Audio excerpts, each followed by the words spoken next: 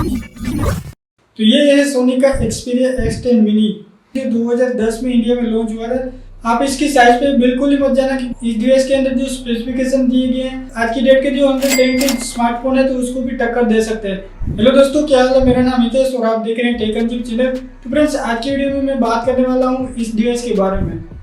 तो चलिए देखते हैं जैसे कौन कौन से फीचर है कि आज की डेट में भी इतना तगड़ा सा परफॉर्म कर रहा है। सोनी Xperia X10 मिनी, जैसा नाम वैसा काम। ये फोन सच में एक मिनी है। इसकी आप साइज देखेंगे तो एक कॉम्पैक्ट साइज का है। यहाँ पे एकदम ही छोटू सा है। आप अपने हैंड में आप एक एंड्रॉइड स्मार्टफोन यूज कर रहे हैं, आपको बिल्कुल ही बिलीव नहीं होगा। इस डिवाइस को अपने पॉकेट में भी आपने रखा होगा तो सामने वालों को गेस करना भी भाई मुश्किल हो जाएगा आपने स्मार्टफोन रखा है या कोई एक छोटा सा आर्ट पीस रखा है। और भी यहाँ पे इसका डिजाइन देखिए, सिंपल और अट्रैक्टिव सा डिजाइन है। तो इस डिवाइस का साइज भले ही छोटा हो लेकिन इस डिवाइस के अंदर कितने सारे अमेजिंग से फीचर दिए गए हैं तो इस डिवाइस को काफ़ी और पावरफुल बनाते हैं। तो चलिए जानते हैं कि इस डिवाइस में ऐसे कौन कौन से फीचर दिए गए हैं जो 8 साल के बाद भी इस डिवाइस की जो परफॉर्मेंस है टिल डेट में इतनी बेटर है।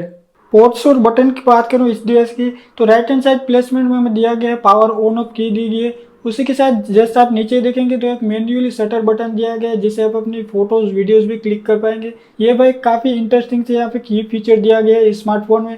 टॉप साइड में आप देखेंगे तो 3.5 mm का जैक दिया गया है और बॉटम साइड में एक स्पीकर ग्रिल दिया गया है और यहाँ पे एक USB 2 चार्जिंग पोर्ट दिया गया है। तो ओवरऑल यहाँ पे इस डिवाइस में प्लास्टिक बेस्ड मटेरियल यूज किया गया है। इस डिवाइस का जो बैक साइड का लुक है, ग्रीन स्टोन आप देख रहे हैं, डॉक्टर स्ट्रेंज का टाइम स्टोन इस डिवाइस में कैसे आ गया। तो ये जो सोनी की Xperia सीरीज को मेंशन करता है, इस डिवाइस में 2.55 इंच की एक TFT टच स्क्रीन दी गई है। इसके यहाँ पे जो स्क्रीन रिजोल्यूशन की बात करूँ तो इसमें 240x330 पिक्सल रिजोल्यूशन की एक स्क्रीन दी गई है। इसके यहाँ पे कलर्स कॉन्ट्रास्ट की बात करूँ तो भाई कलर्स कॉन्ट्रास्ट है, विविड है, नेचुरल है, काफ़ी ब्राइट है। इवन यहाँ पे मैं आउटडोर में मैं फोटोज में वीडियोस भी रिकॉर्ड कर रहा था। इवन यहाँ पे मुझे धूप में भी आराम से इजीली विजिबल हो रही थी। अब बात करते हैं इस डिवाइस की परफॉर्मेंस की तो इसमें एंड्रॉइड का 1.6 नोगट दिया गया है। ये एंड्रॉइड का 10 साल पुराना ऑपरेटिंग सिस्टम यूज कर रहा हूँ। टिल डेट में इसकी जो परफॉर्मेंस है बेटर है। 2 से 3 दिन से इस डिवाइस को फुली यूज कर रहा हूँ। मुझे ना ही कोई यहाँ पे जिसकी UI है और भी सारे फंक्शन है, मुझे ना ही कोई यहाँ पे बग्स और इश्यूज देखने को मिले।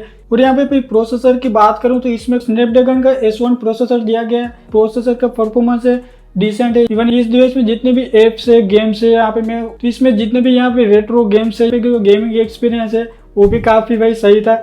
और भी यहाँ पे भाई UI की बात कर रहा हूँ तो इसमें सोनी की सिग्नेचर टाइमस्केप UI दी गई है। यहाँ पे UI भी है अभी के यहाँ पे एंड्रॉइड की UI के कंपैरिजन इसमें कोई ना ही फालतू के एड्स देखने को मिल जाते हैं। जो UI है टाइमस्केप UI सोनी की, यहाँ पे क्लीन और स्मूथ एक्सपीरियंस है। यहाँ पे जो सारे सेटिंग है एक ही रो में आपको मिल जाते हैं तो आप इजीली फाइंड भी कर सकते हैं अपने जो जितने भी आप सेटिंग करना चाहते हैं आप इजीली कर पाते हैं। और भाई ये UI का एक्सपीरियंस है वो भी काफी सही है। तो इस डिवाइस में 5 मेगापिक्सल का प्राइमरी लेंस दिया गया था। मैंने यहाँ पे कुछ डे और नाइट में फोटोज भी खींचे। आप फोटोज की क्वालिटी देखिए भाई, हर एक सिचुएशन में चाहे डे हो नाइट हो, इसकी जो कैमरा की क्वालिटी है भाई टिल डेट में कितनी बेटर है। 10,000 के स्मार्टफोन को भी ये कैमरा बैटल में आराम से बीट कर पाएगा। इसकी जो कलर कॉन्ट्रास्ट है आपको नेचुरल टोन रखने की कोशिश करता है। इसके नाइट सैंपल आप देखेंगे तो आपको बिल्कुल ही बिलीव नहीं होगा ये डिवाइस ने इतने अच्छी तरीके से जो नाइट में फोटोज खींचे हैं। कलर से वो इतने वेल मेंटेन किए, शायद यहाँ पे जो शेडोज है और भी यहाँ पे जो डार्क एरिया है वो इतनी अच्छी तरीके से यहाँ पे 10 साल के बाद भी इस डिवाइस की जो इतनी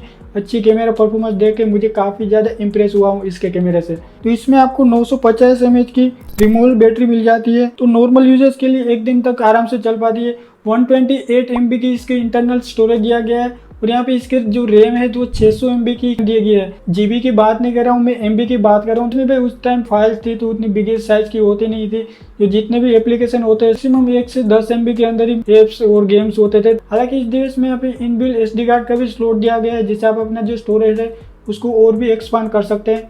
लेकिन यहाँ पे ओवरऑल कंक्लूजन की बात करूँ इस डिवाइस के, छोटा पैकेट बड़ा धमाका भी कह सकते हैं क्योंकि इसके 8 से 10 साल इस डिवाइस को लॉन्च हुए हो गए हैं। इस डिवाइस की जो परफॉर्मेंस है टिल डेट में भी इतनी बेटर क्यों है? क्योंकि जो पहले के जो स्मार्टफोन थे तो आपने देखा होगा रेयरली 1 से 1.5 साल में कोई अपनी जो नई सीरीज के स्मार्टफोन लॉन्च करती थी। अभी के आप स्मार्टफोन की ब्रांड को देख लीजिए, 4 से 6 महीने नहीं होते तो अपनी एक और नई सीरीज का स्मार्टफोन लॉन्च कर देते। इवन यहाँ पे मैं जो अपना रेडमी का K20 Pro यूज कर रहा हूँ, यहाँ पे 2 साल हो चुके हैं इस डिवाइस को यूज करते हुए। फिर डे टू डे लाइफ में मुझे 10 से 12 बार तो मुझे शोर UI में लेक्स देखने को मिल जाते हैं। तो मैं इस डिवाइस के यहाँ पे 8 से 10 साल हो चुके हैं।